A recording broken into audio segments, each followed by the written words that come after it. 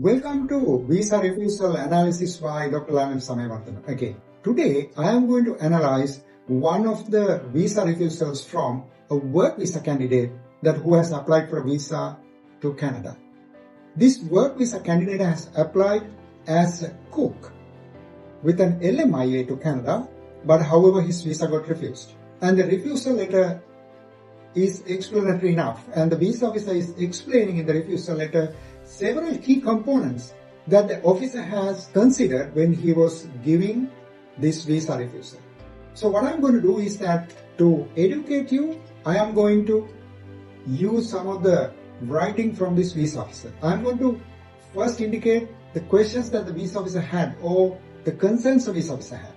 And I am going to analyze those concerns to you and then educate you how visa officer is going to look at these things. Let me grab this paper and I can also show you the part of this refusal letter on the screen to you so that you can clearly see what the officer has written as well. The first point, taking the applicant's current employment situation into consideration, the employment does not demonstrate that the applicant is sufficiently well established that the applicant would leave Canada at the end of the period of authorized stay.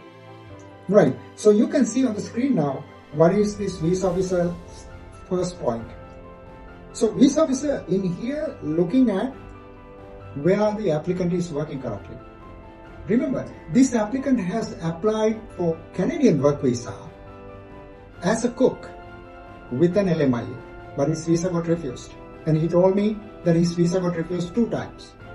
And there's no chance of getting visa again because his LMIA got expired.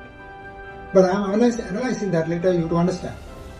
Now, you see that the visa officer first saying that the employment does not demonstrate that the applicant is sufficiently well established. Whatever that particular country, I think that is what visa officer is implying. So applicant is currently working in Sri Lanka. So what is this meaning? Why that visa officer is looking at where you are working and what is your level of experience, or what is your level of working, or is it like well established or not? So what is this meant by well establishment? So well establishment meaning here is that what we need to understand here is that the visa officer is saying probably the experience the applicant has had as a cook in the country where that he is been working is not sufficient enough to make sure that the applicant is a bona fide traveler to Canada. Why that well establishment is required? Or is it a category, or is it a factor that should be considered? What is this well establishment meaning? For example, like if we are well established in some place, we would be having some properties, or we would be depositing some money, or we would be having some other attachment to that particular place. But if the applicant is younger, can they show that they are well established? Very tough. But in this particular case, the applicant told me that applicant is around the age of 30 and he has had work experience such as about 3 to 5 years as a cook. So is that establishment enough? In this establishment category, visa officer also looking at what kind of a job you are doing. What kind of a restaurant is that?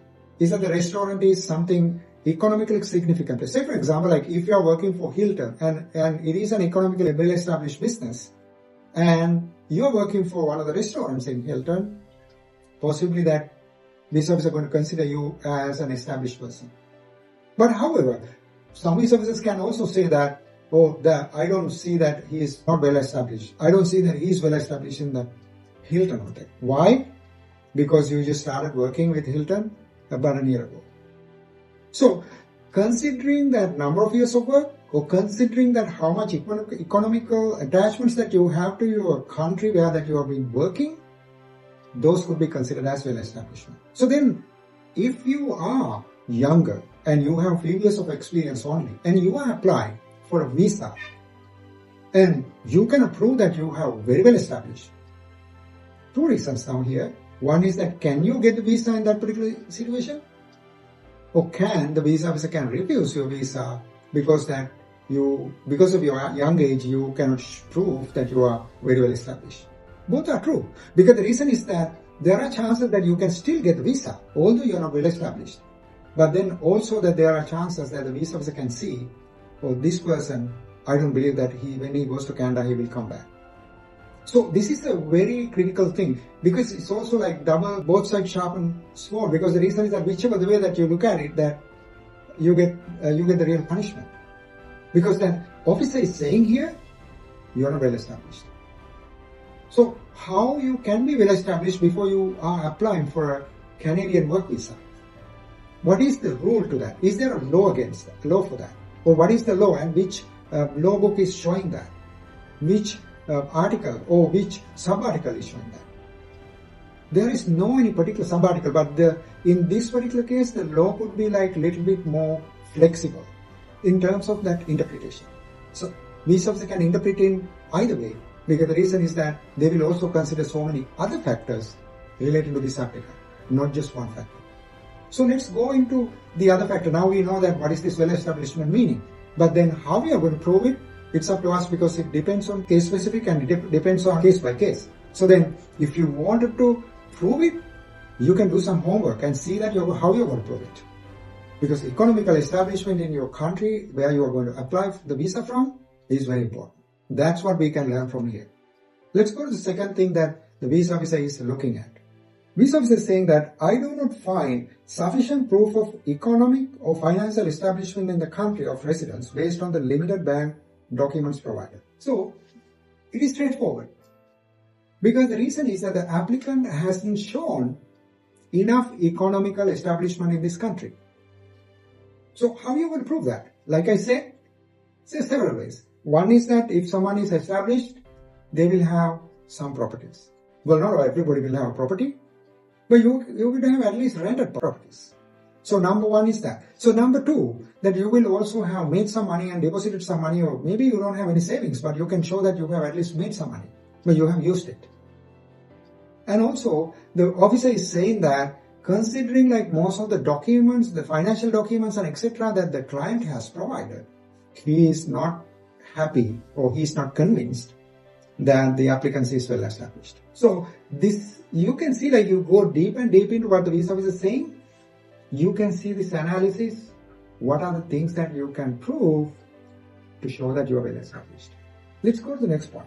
And also it says, Sri Lanka's economic downturn has created a push factor which has not been overcome by the applicant's submissions. It's terrible.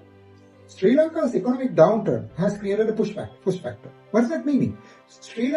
So what they are analyzing here is, okay, the country has the economical downfall, and the applicant is not showing enough that although economical downfall has affected the country's economy, it has not affected me. So that's what the visa officer is saying here. Now, if you look at this detail here, if the visa officer is saying Sri Lanka's economic downturn has created a push factor. So what is this push factor? Because of the economy has the problem, the applicant is willing to leave the country. Another terrible situation. Can you change the economic situation of a country? You can't. But can it affect your visa application? Of course, yes. That is what we can see here.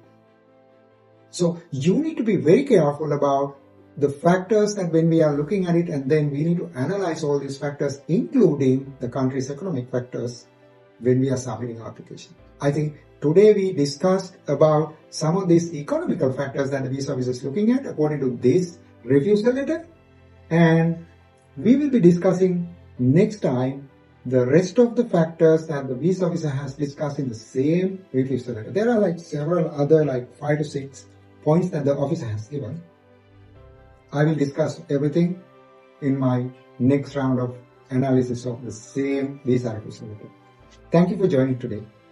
See you in the next rounds of talks.